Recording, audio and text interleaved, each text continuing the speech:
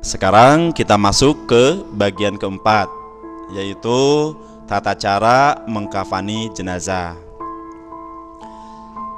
Mengkafani jenazah itu urutan dalam kita melaksanakan fardu kifayah. Minimal selembar lapis kain. Hal ini dikhitabkan ketika Rasulullah SAW mengkafani duta terkasihnya ke Madinah, yaitu Mus'ab bin Umair. Beliau gugur di medan jihad, dikafani dengan kain burdah yang diceritakan dalam riwayat kalau ditutupkan ke kepalanya, kakinya menyembur tidak cukup.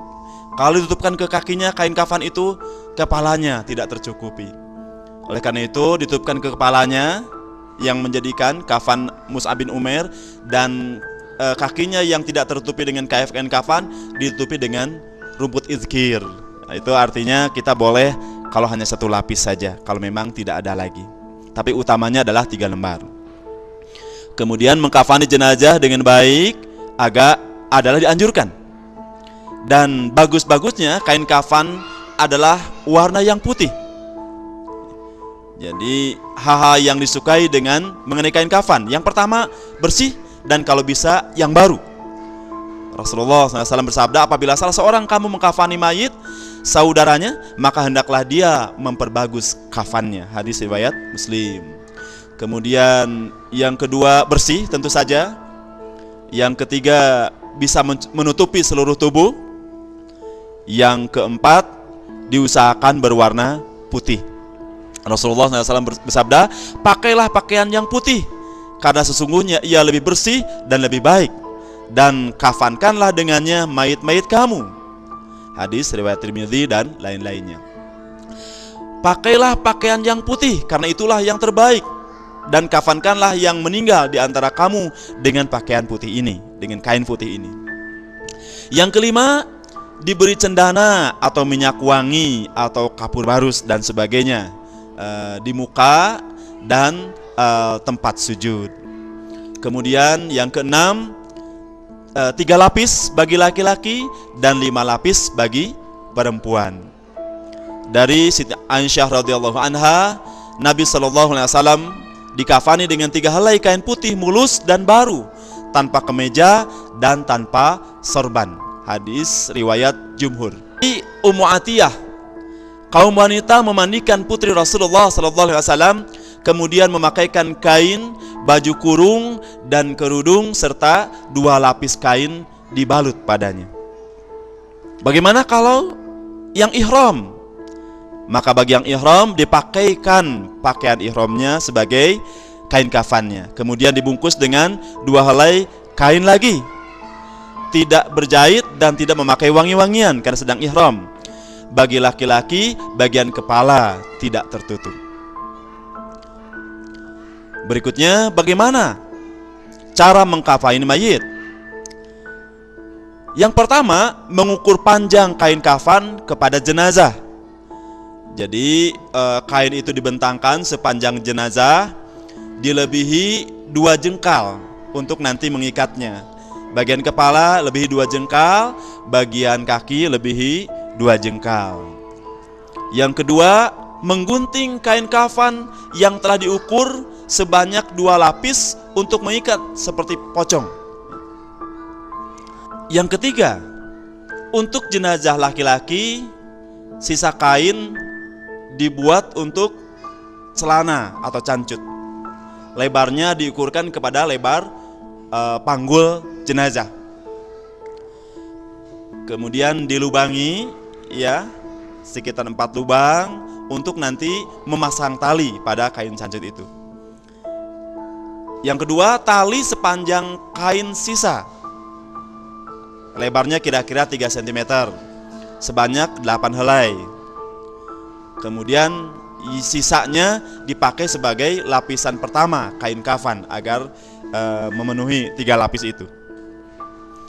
Yang keempat, untuk jenazah perempuan, sisa kain selain untuk tali juga bisa dibuat untuk 1 helai untuk sarung sepanjang ukuran sarungnya. Kemudian 1 helai untuk baju kurung, dibentuk kerung leher, dibelah di depannya untuk memasukkan kepala. Kemudian satu helai untuk kerudung, ini untuk jenazah wanita.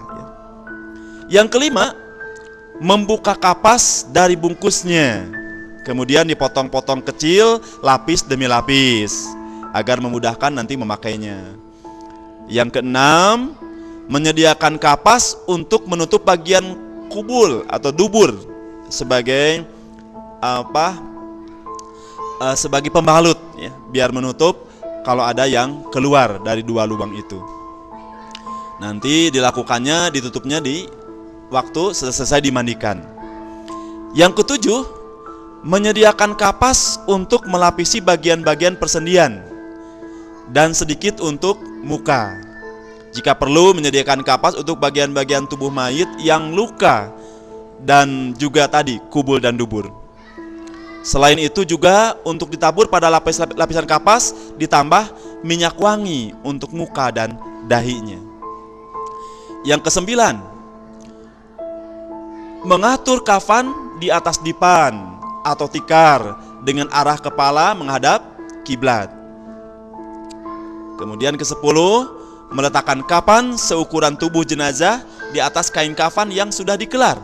Yang ke-11, menyediakan kain-kain lain untuk menutup seluruh tubuh mayit selama proses memandikan, menggotong dan mengkafani mayit, ya, memakai kain ditutup.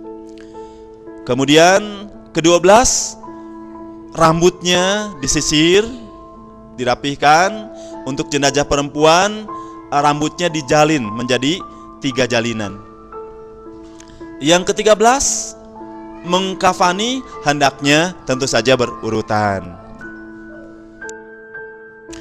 Cara menyusun kain kafan. Caranya biar praktis, ya. Letakkan 3 tali di bawah tikar, ya. Sebelum kita gelar tikar, ada 3 tali untuk tali tikar nanti. Kemudian selanjutnya tikar digelar di atas tali tersebut, ya. Kemudian di atas tikar mulai disusun 5 utas tali, ya. 5 utas tali sepanjang jenazah. 2 utas tali cukup setengah meter untuk bagian pengikat kepala dan pengikat kakinya. Yang 3 lagi kira-kira panjangnya 2 meter, ya, untuk dada, untuk pinggang, dan untuk pahanya, paha jenazah.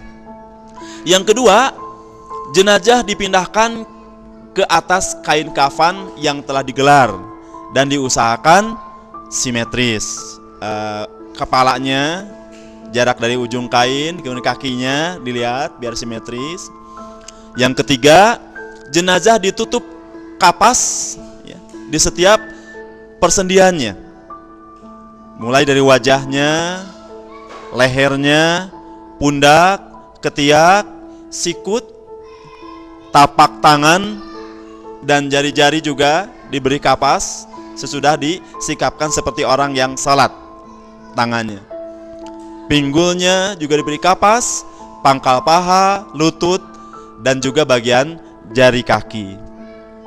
Yang keempat, selanjutnya jenazah ditaburi kapur barus yang sudah dilembutkan, ya, sepanjang tubuhnya, masuk ke sela-sela kapas juga ke kain kafannya.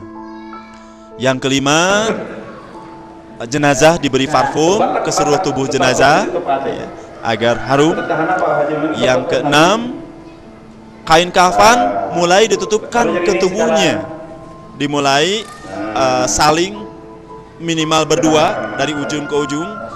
Bagian lapis teratas dulu, bagian dimulai dari kiri, kemudian bergantian kanan sampai rapi, sambil ditarik agar rapi, kemudian terus sampai lapisan yang terakhir. Dan yang ketujuh, kembali jenazah diberi parfum supaya wangi. Yang kedelapan, selanjutnya tali kafan dipasang mulai dari kaki, ya, bagian kakinya diikatkan dengan tali yang sudah disediakan di bawah kain kafan tadi. kemudian bagian pahanya, pinggangnya, dadanya, diusahakan diikatnya sebelah kiri bagian tubuh jenazah. Untuk apa? Agar nanti memudahkan di liang lahat untuk dibukanya kembali. Yang kesembilan, ujung kepala dan kain kafan yang sudah ditali dimekarkan seperti bunga, ya, biar bagus kelihatannya. Kemudian yang ke-10, tikar yang sudah disediakan di bawah kain kafan tadi ditutupkan dan diikat dengan tali yang sudah disediakan di bawahnya. Yang ke-11, selanjutnya jenazah ditutup dengan kain seluruhnya dan diberi parfum. Beri parfum kembali. Ke-12, untuk sementara biarkan sebaiknya wajah jenazah atau bagian kepalanya tidak ditutup dulu dengan kain kafan, tidak ditali dulu.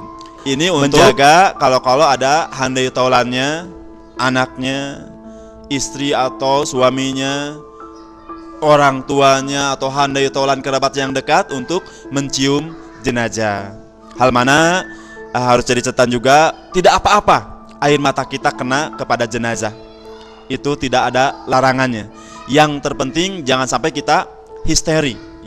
Jangan sampai kita menjerit-jerit, berteriak-teriak. Itu tidak diperbolehkan dalam Islam.